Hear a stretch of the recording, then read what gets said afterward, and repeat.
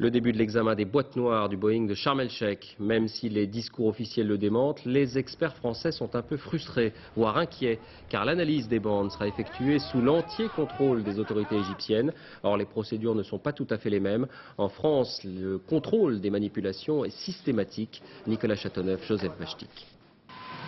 Lorsqu'une boîte noire arrive ici, au bureau enquête-analyse, la première étape est d'en extraire avec précaution les informations.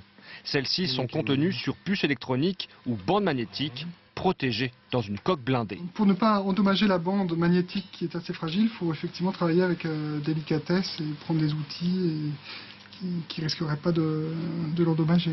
L'opération est sensible, elle est donc filmée par 2 caméras. L'une des vidéos servira d'archive, l'autre permet à des experts de suivre la procédure dans une autre pièce. En cas d'enquête, un officier de police judiciaire est présent. Une fois prélevée, la bande est copiée pour être analysée. Commence alors un long travail d'exploitation des données. La première étape, l'étape de lecture, elle va prendre quelques heures ou quelques jours dans le cas où l'enregistreur est vraiment très endommagé. Ensuite, l'étape d'analyse, elle va prendre plusieurs jours en fonction du nombre de paramètres. Sur son écran, cet enquêteur visualise et retravaille les enregistrements des conversations. Il peut écouter celles des pilotes, celles du contrôle aérien et même l'ambiance du cockpit.